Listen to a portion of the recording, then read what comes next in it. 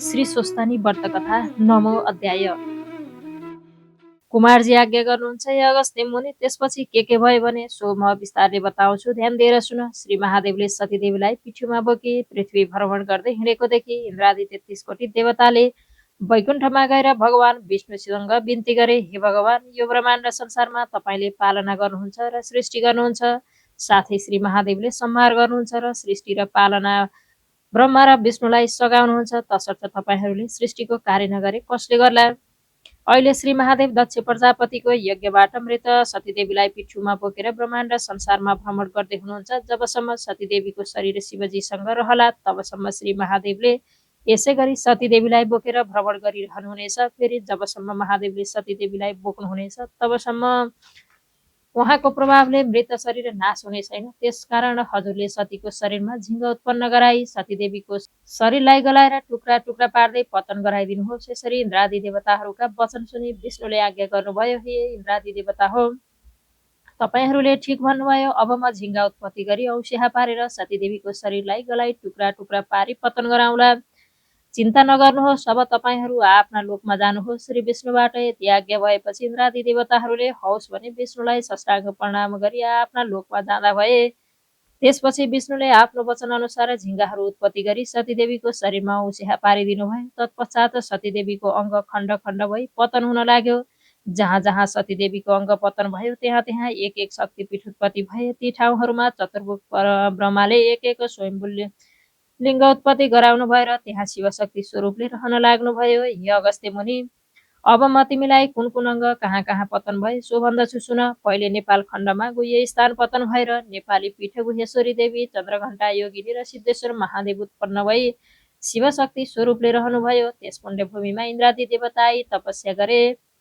ईश्वरी प्रसन्न भई सत्य, त्रेता, द्वापर र कलियुगमा 33 कोटी देवता प्रख्यात हुन् भनी वरदान दिनुभयो। फेरि कामरूपमा गई योगी योनि स्थान पतन भयो। कामरूप पीठ कामेक्षा देवी, कर्ता योगिनी, चक्रेश्वर महादेव उत्पत्ति भई शिवशक्ति स्वरूपले रहनुभयो। त्यस पुण्यभूमिमा यक्षगणाई तपस्या गरी ईश्वरी प्रसन्न भएर स्वर्गमर्त्य पाताली तिनै लोकमा यक्षगण नामले प्रख्यात हुनु भनी वरदान दिनुभयो। फेरि वाराणसीमा गई शिर पतन भयो। वाराणसी पीठ विशाल देवी, सङ्कटा योगिनी, विश्वेश्वर महादेव उत्पत्ति भई शिवशक्ति स्वरूपले रहनुभयो। त्यस पुण्यभूमिमा गन्धर्व गणाई गायन वाद्य गरी तपस्या गरे। उनीहरूको तपस्याबाट ईश्वरी प्रसन्न भई वाक्य सिद्ध होस् भनी वरदान दिनुभयो।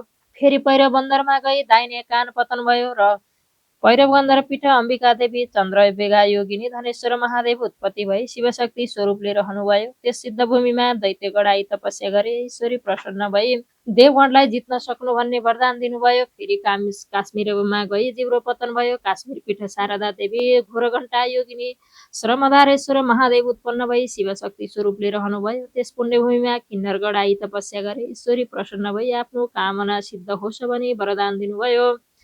फेरि कञ्जमा गई शरीरको छाला पतन भयो। कञ्ज पीठ झङ्केश्वरी देवी, चन्द्र योगिनी, दुग्धेश्वर महादेव उत्पत्ति भई शिवशक्ति स्वरूपले रहनुभयो। त्यस मोक्ष भूमिमा रावणाई तपस्या गर्यो।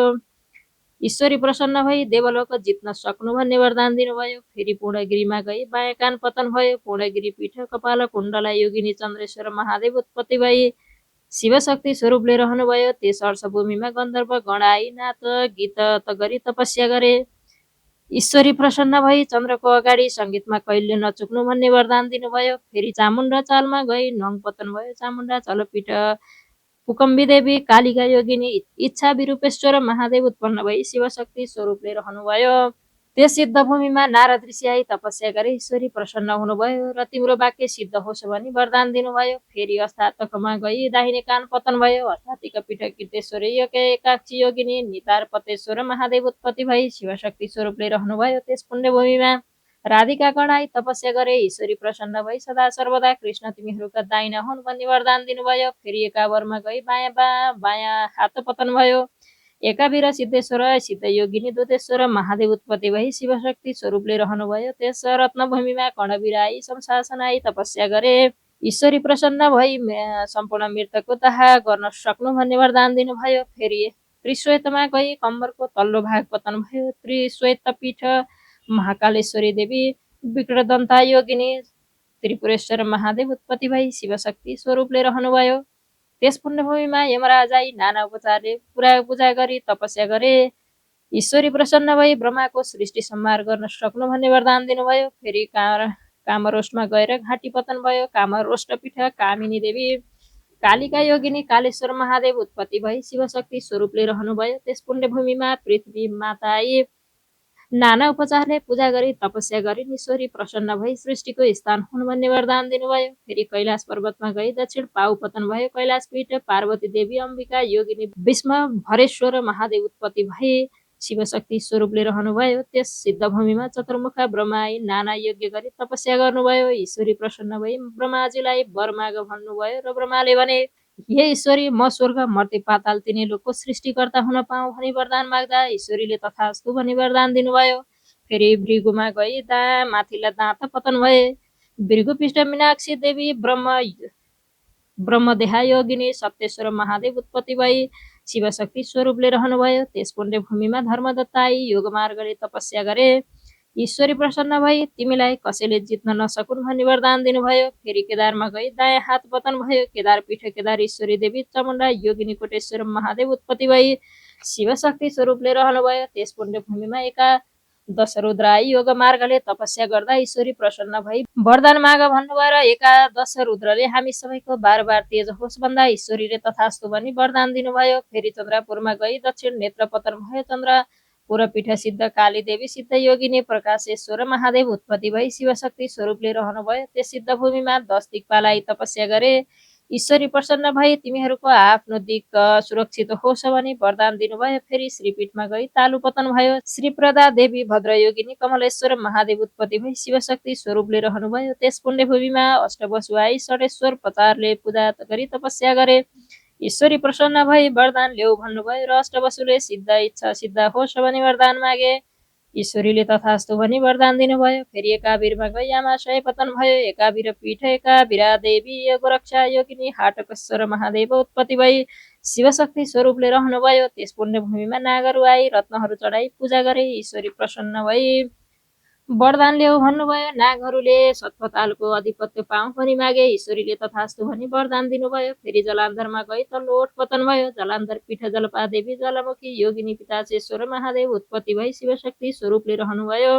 त्यस सिद्धभूमिमा कामधेनु गाईले नित्य दूध चढाई तपस्या गरिन्। ईश्वरी प्रसन्न भई वरदान ल्याऊ भन्नुभयो र कामधेनुले मेरो दूध र गोबर गहुँ त पवित्र होस् भनी वरदान मागिन्। ईश्वरीले तथास्तु भनी वरदान दिनुभयो। मालवीमा गई बायाँ पैताला पतन भयो। मालवी पीठ महाकाली देवी कराला योगिनी भूपालेश्वर महादेव उत्पत्ति भई शिवशक्ति स्वरूपले रहनुभयो।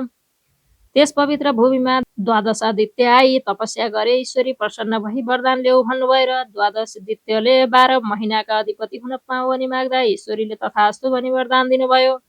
फेरि कुशलान्तमा गई शिरको केश पतन भयो। कुशलान्त पीठ संशासन काली देवी भूतघण्टा योगिनी श्रीशेश्वर महादेव उत्पत्ति भई शिवशक्ति स्वरूपले रहनुभयो। त्यस सिद्ध भूमिमा असिन्यासी 27 नक्षत्र आई तपस्या गरे। ईश्वरी प्रसन्न भई वरदान ल्याऊ भन्नुभयो र 27 नक्षत्रहरूले ज्योतिषशास्त्र हाम्रो अधीनमा रहेछ भनी मागे। ईश्वरीले तथास्तु भनी वरदान दिनुभयो। फेरि देवीकोटमा गई देब्रे घुँडो पतन भयो। देवीकोट पीठ भद्राक्षी देवी ललिता योगिनी मातेश्वर महादेव उत्पत्ति भई शिवशक्ति स्वरूपले रहनुभयो।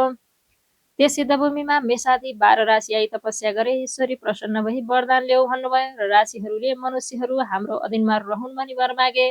ईश्वरीले तथास्तु भनी वरदान दिनुभयो। फेरि गोकर्णमा गई बायाँ कान पतन भयो। गोकर्ण पीठ भैरवी देवी एकाजङ्ग योगिनी जागेश्वर महादेव उत्पत्ति भई शिवशक्ति स्वरूपले रहनुभयो। त्यस पुण्यभूमिमा विष्कुम्बा दियोग महाकष्टसँग तपस्या गरे। ईश्वरी प्रसन्न भई वरदान ल्याऊ भन्नुभयो र योगहरूले ज्योतिषशास्त्र हाम्रा अधीनमा रहोस् भनी मागे।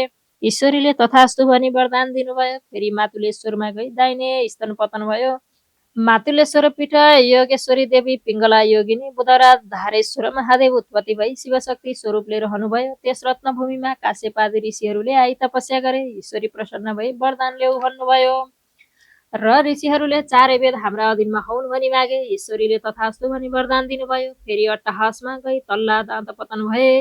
अट्टहास पीठ ब्राह्मणी देवी शङ्कराधर योगिनी सतभूतेश्वर महादेव उत्पत्ति भई शिवशक्ति स्वरूपले रहनुभयो। त्यस पुण्यभूमिमा बागमती आदि गङ्गाहरू आई जल चढाई भक्ति गरी तपस्या गरे ईश्वरी प्रसन्न भई वरदान देऊ भन्नुभयो र बागमती आदि गङ्गाहरूले हामीलाई मुक्ति भुक्ति अधिकार होस् भनी वरदान मागे ईश्वरीले तथास्तु भनी वरदान दिनुभयो। फेरि विश्वमा गई बायाँ स्तन पतन भयो विश्वपीठ भुवनेश्वरी भुवना योगिनी किरणेश्वर मणेश्वर महादेव उत्पत्ति भई शिवशक्ति स्वरूपले रहनुभयो। त्यस पुण्यभूमिमा कृष्ण आई तपस्या गरी ईश्वरी प्रसन्न भई वरदान ल्याऊ भन्नुभयो र कृष्णले 3 लोकका स्त्रीहरू मलाई देखि मोहित हुन् भनी वरदान माग्दा ईश्वरीले तथास्तु भनी वरदान दिनुभयो। इति श्री स्कन्द पुराणे महाश्वर खण्ड अन्तर्गत केदार खण्डे माघ महात्म्य कुमार अगस्त्य संवादे श्री स्वस्तानी परमेश्वरीय व्रत कथा पीठोत्पत्ति वर्णन नाम नवो अध्याय। ओम उमा महेश्वराभ्यां नमः।